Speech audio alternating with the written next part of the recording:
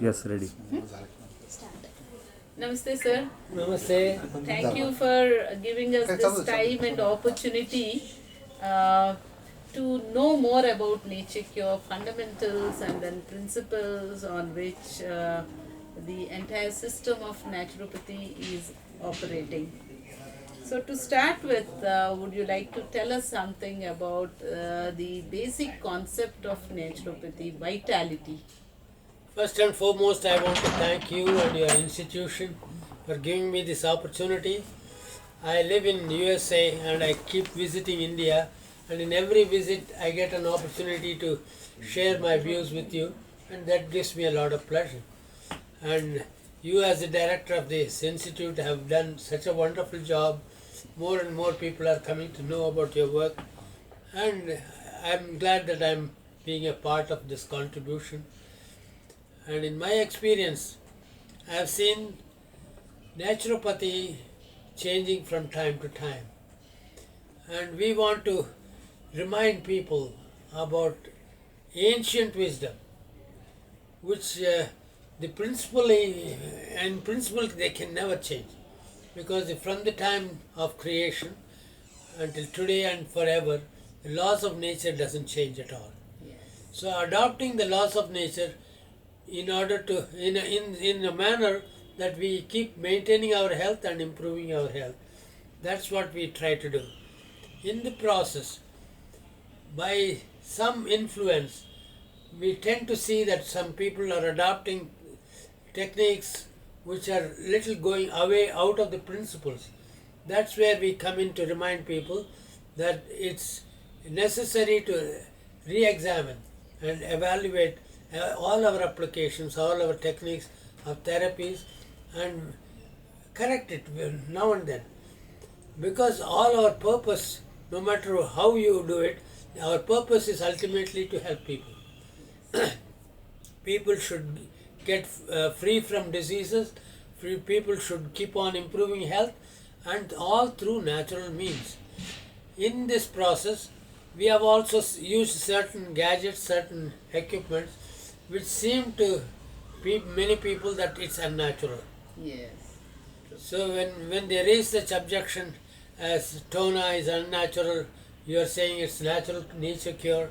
So we want to explain to people that in front of our present day habits, which are so much away from natural life, introducing a Tona or a tub maybe a very little deviation from nature, but it helps us to regain health very fast. Just 1 second. Yes. Can you just explain what is Tona? Yes, very important question. Usually we know it as enema, but we found out in enema the water used is 2 liters or even more. And in Tona, we particularly wanted to reduce the quantity of water because we don't want to flush the colon, we want to just cool the colon. Toning the colon is done by Tona, T-O-N-A. That means toning in the sense to bring the elasticity of the colon back to its original capacity.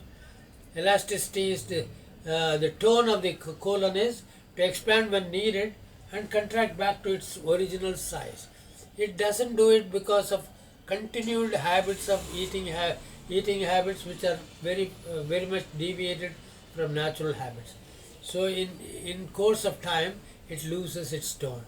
So to re-establish the tone of the colon, we introduce small quantity of water through the rectum to be retained in the colon for some time.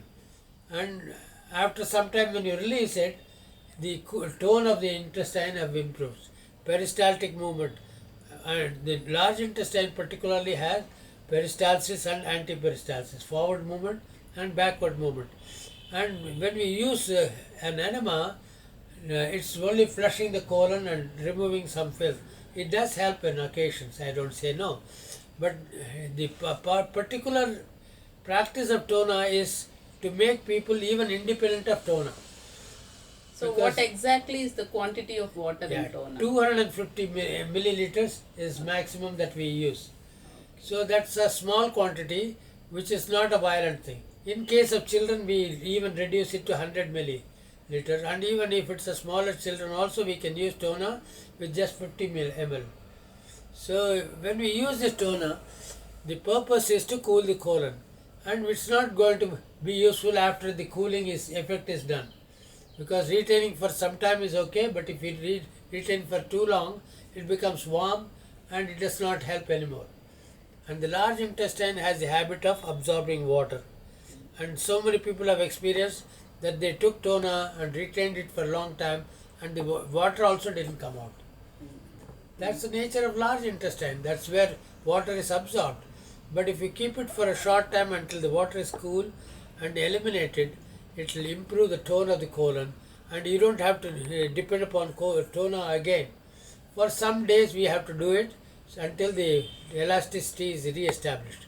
And once tone is established, then we don't even need the toner, and except for occasional use just to check up our capacity.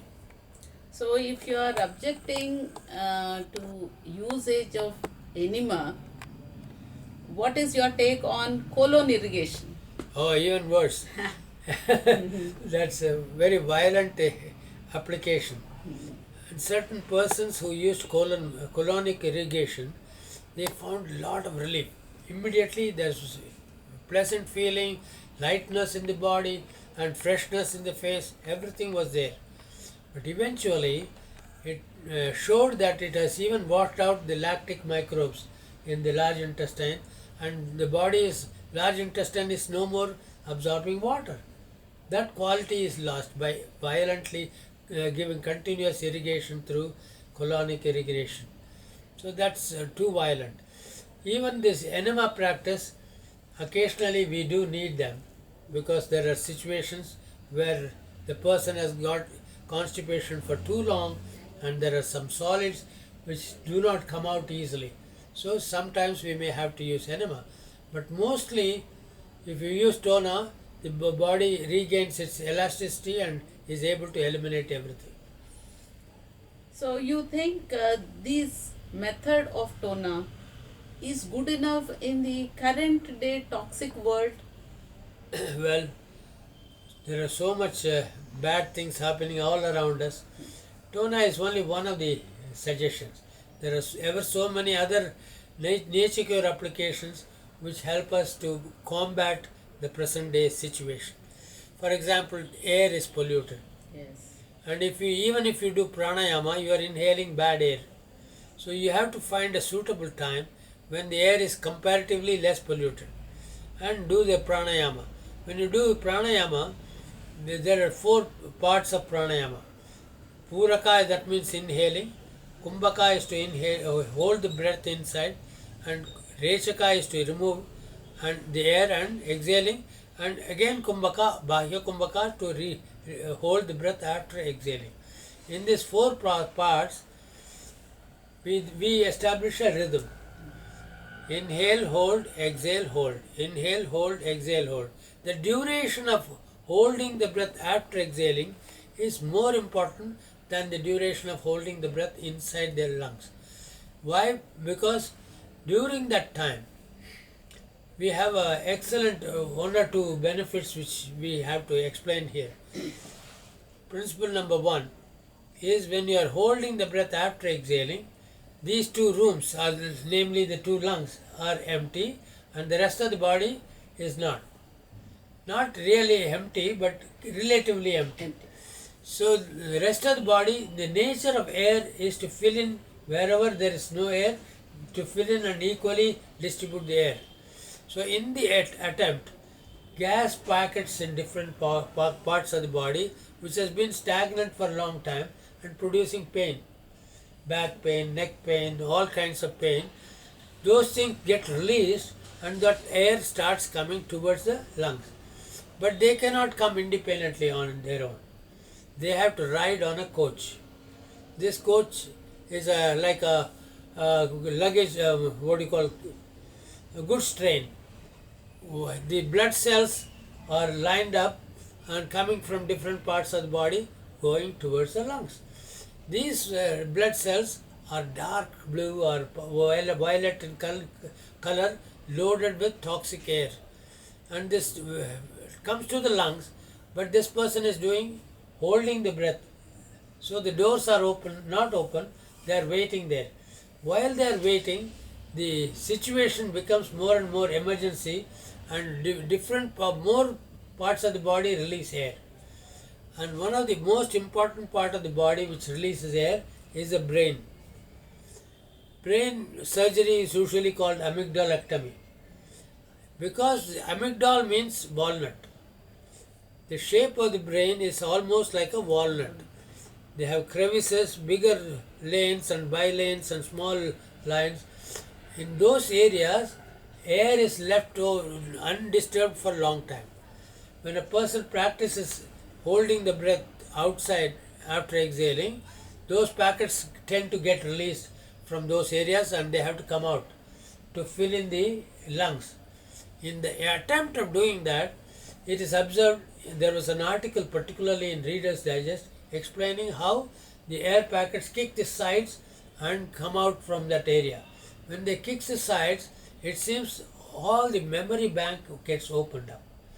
And there are memories of our life which we have not at all known. They are called archive filed. They are archived, and in computer also we have files which we never tamper, and it's there stored somewhere. And these archives get opened. And amazing things happen which I have experienced in my own life. There are people who are asking challenging questions from the audience. I have not studied those areas.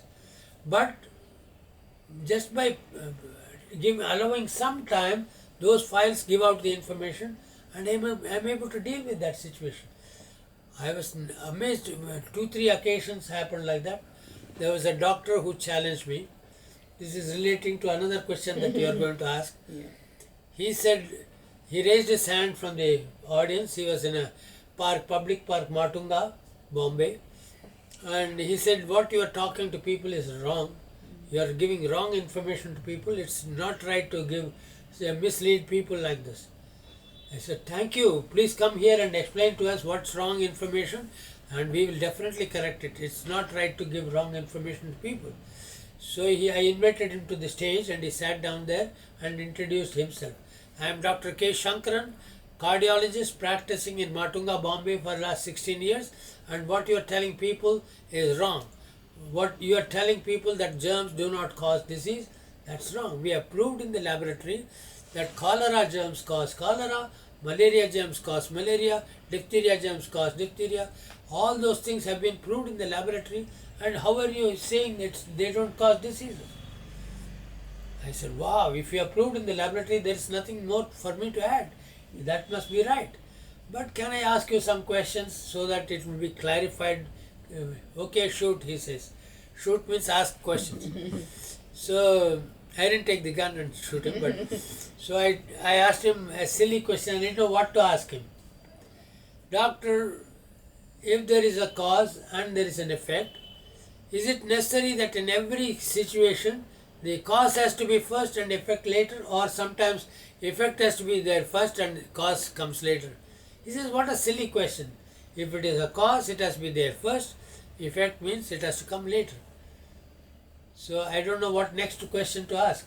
So I am repeating this to people.